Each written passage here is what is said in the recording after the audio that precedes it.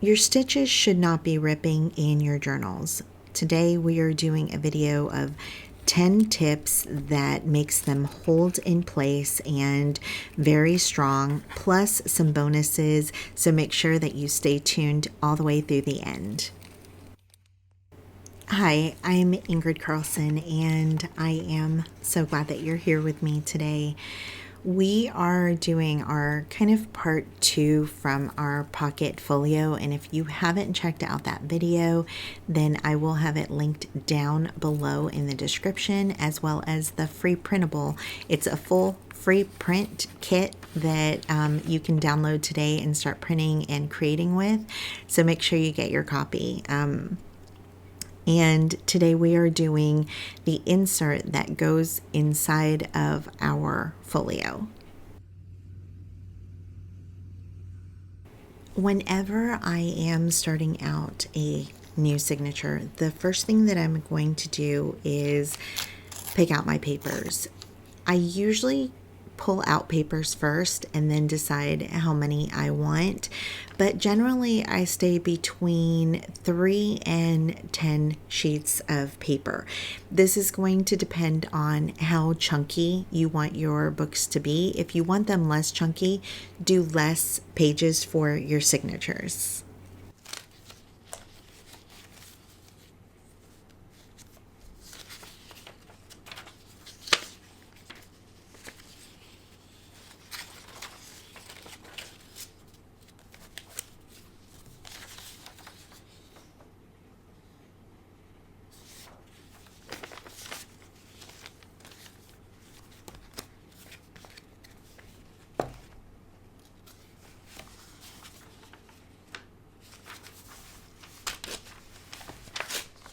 For this signature, I am using 6 pages plus a decorative element.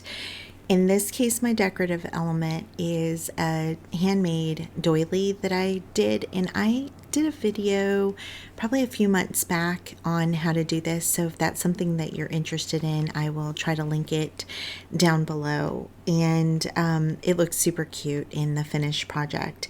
But I'm pulling out some vintage book page, a customer order receipt, just a blank one, some children's writing tablet paper, a piece of avocado dyed paper, and a couple of sheets of, I believe it's 6x6 scrapbook paper.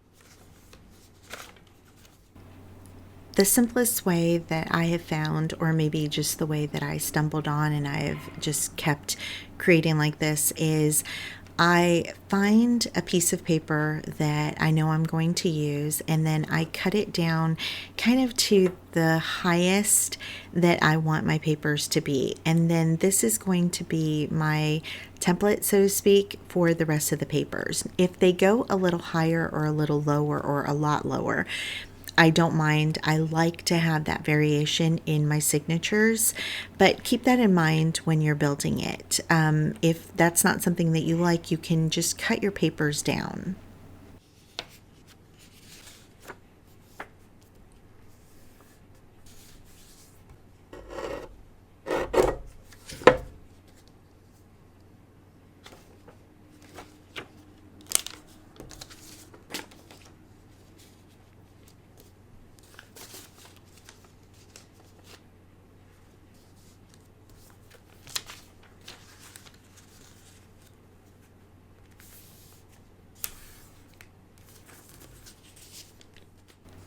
Tip number 2 is to find a heavier cover than the pages in between. Here I am going to use 110-pound cardstock, which is what I printed the background paper on, and it's heavier than all of my pages inside. This is important because it protects the pages in between. It's going to also protect the fold, hide any bumps. It's going to keep things crisp and definitely more durable. This is also going to help when you are doing your binding. If you are binding on something that is heavier weight, it's going to have a less likelihood of breaking or ripping.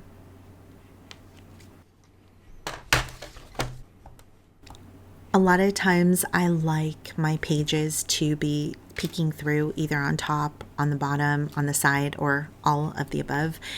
And that's the case here. So I wanted to make sure that the cover allowed me to see the inside of the pages. I think that this is just really pretty. I love to see the papers underneath, and so I'm just going to kind of haphazardly fold this together. I'm not really putting much thought into it. I'm adding some score lines here so that I have a bendable spine, so to speak, but it's not really that important with the measurements, although I am going to slow it down for you and give you the exact measurements of my cover in case you are trying to make one exactly like mine. Something that I love to add to my journals is pockets, especially on the covers, and on this particular one, I'm going to add a pocket on the back cover. It's just a fun little surprise that you're not expecting, and I think it's just whimsical and pretty.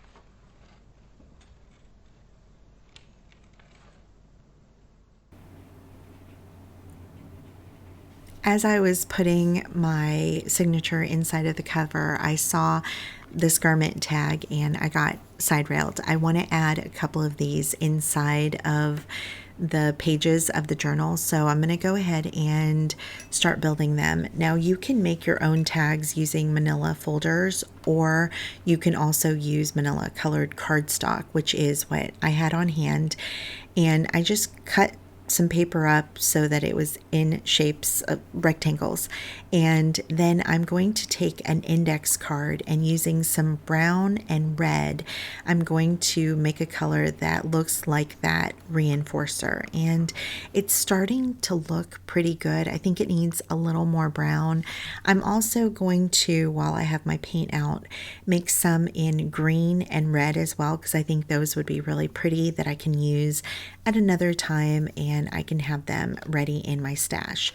A lot of times when I'm working, I work like this kind of assembly style so that it saves me time on future projects.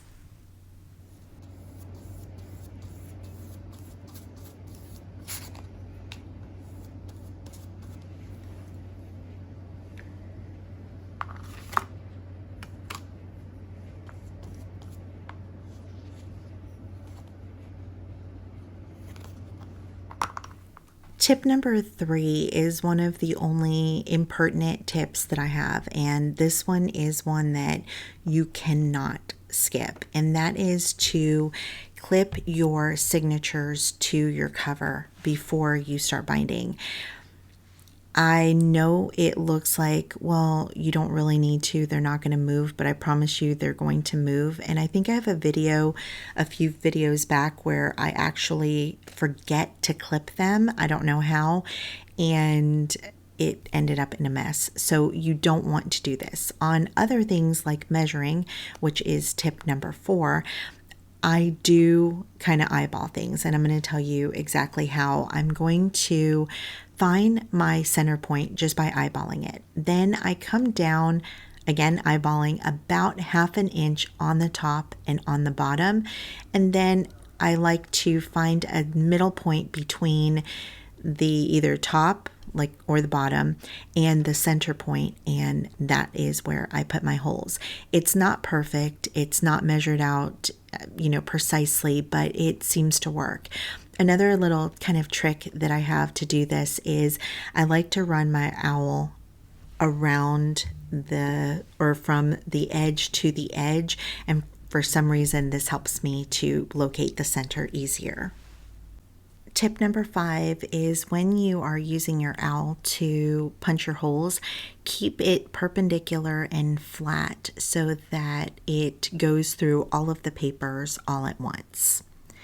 Tip number 6, and if you don't have some of this, it is worth the investment, and that is some beeswax. And this allows me to use any type of twine or thread that I have on hand, and it gives it a coating around it so that, number one, it allows it to slide through the holes easier, but also it gives it more strength.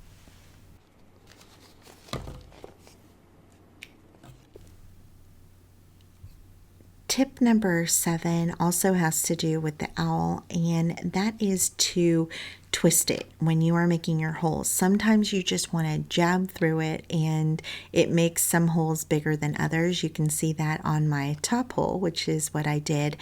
But instead, you want to be a little bit more careful. Also, jabbing increases the risk of you getting punctured by this sharp tool. So instead, just lightly twist it and you'll have a much better time. It also helps with agility with your fingers and not having to put so much pressure on that needle.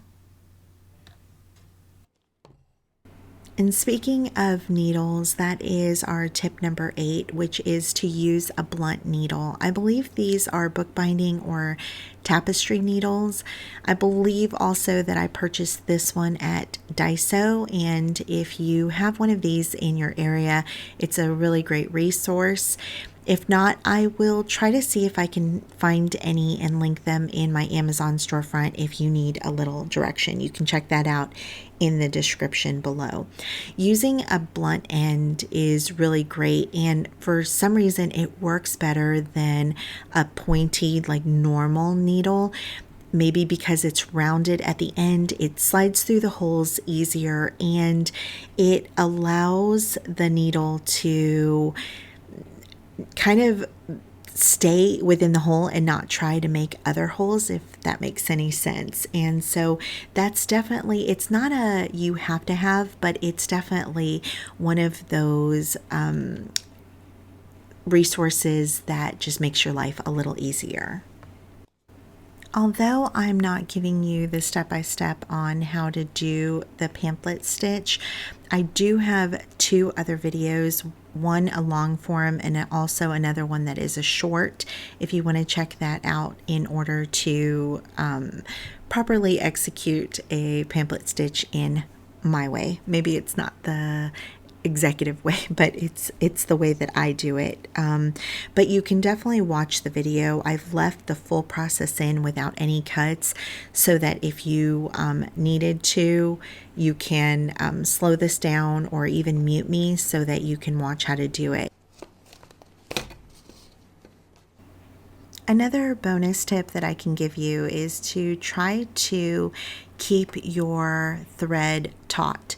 You don't want to pull it so hard that you are ripping through your holes, but you do want to keep it so that you don't have a lot of looseness. Now, if you do, you're going to see at the end, I'm going to go through starting with my first loop that I made with my thread, and I'm just going to start pulling it just like you would your shoelaces when you have to go in and tighten them up from the top. Then you're just going to start from the first one and start wiggling it through until you get any loose thread, and then you have a nice taut string. Tip number 9 is to make sure that when you are coming up for your last hole through the center again, you are going to want to have your thread on opposite sides like I'm showing you here, and then you're going to tie it off with a knot. You can do fancy knots here. I usually try to do 2 to 3 knots, and I have not had any problems, especially once it is coated in that wax. It really helps it to keep the structure. Tip number 10, which I lost the footage of, is to go through with your bone folder or the edge of your scissors and burnish down each of your edges. I find that this really helps in the longevity of your journal, and it also helps it to open flat when you're working in it, which is something that for me is really important. It's already looking so cute, but we are not done here. Remember those garment tags that I showed you? So I know that I need to pull some stamps, and I want some numbers, some letters, also some lines, and then like I'm showing you here, I have the reinforcers that are now dried. Anytime that I am working on anything, whether it's cooking or paper crafting, binding, whatever it is, I try to sit down first and make a mental note of the steps. Now, I don't always get it perfect, and I definitely make mistakes, but that way I can avoid having to wait for things. So in that case, that's why I painted the reinforcers before. That way they had plenty of time to dry, and now I can actually start building the tags. So I'm just going to go through the process here of the different stamps that I have in my collection. That some of these I end up not using, but I went and pulled out all of the ones that I thought would look nice inside of one of these tags.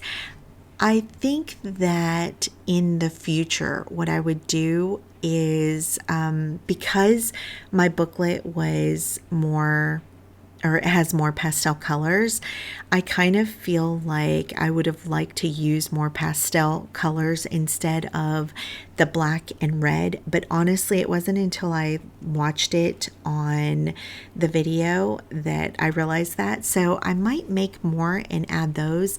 But for now, I wanted to keep this in here so that you can see how you can make your own. So you're getting kind of a 2-for-1 video here. Not only did you get the tips for pamphlet stitching, but now I'm going to show you how you can make your own garment tags, and these are highly using Tim Holtz stamps. So it's very Tim Holtz, very utilitarian, and very sweet. I really love these. And you know, if you're looking around and you can't get your hands on them, or maybe they're just too expensive, this is a great option for you to still have that look in your journals without having to spend money on them or try to locate them.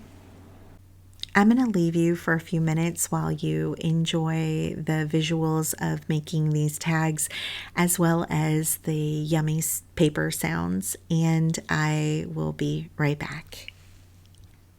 Actually, before I go and let you finish watching this, I want to give you a bonus tip, and that is, if you find yourself in the predicament that your pages do rip and you have followed all the steps meticulously, it can happen, especially if you're using vintage paper that is very fragile.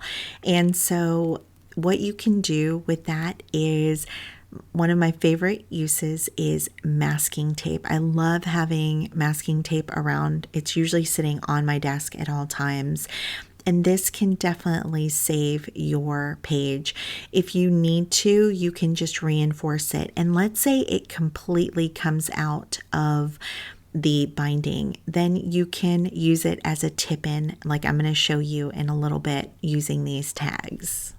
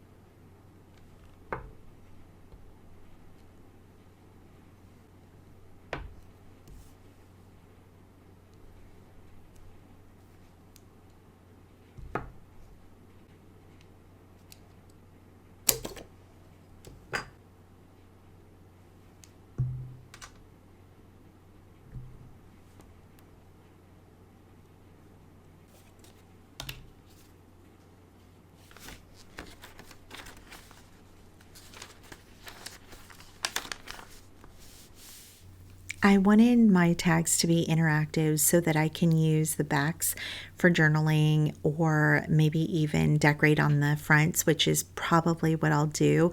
But it's a fun interactive page that you can have inside of your signatures. And so I'm going to lay them both the same way, and that's by tipping them in. If you've never heard of a tip in, it's something that you are adding to your journal page that you can tip in, tip out, tip up, depending on where you put the tape.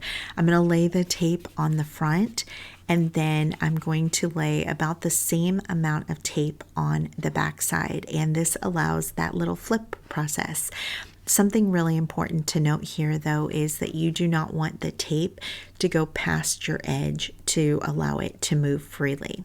I'm also going to distress the tags a little bit, and this is something I thought of after the fact, and so that's why it's attached and then I'm doing it. And you would have thought I learned my lesson the first time, but I didn't, and I'm going to do it here as well.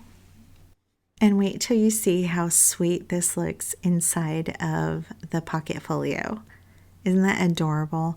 And I love that the closure is in this design, because now I can, because my papers went over the edges, I can now loosen the ribbon, or in this case fabric, and I can retie my bow in the front so that I can make room for it. And this allows that to really expand and grow, which I know I'm going to need, because if there's one thing I know about my journals is that they love to be chunky. Well, I thank you so much for being here and for your time today. I hope that you are having a blessed weekend. I want you to know that you are loved, you are seen, you are heard, and you are so appreciated, especially by me. Until I see you next time. Love you. Bye.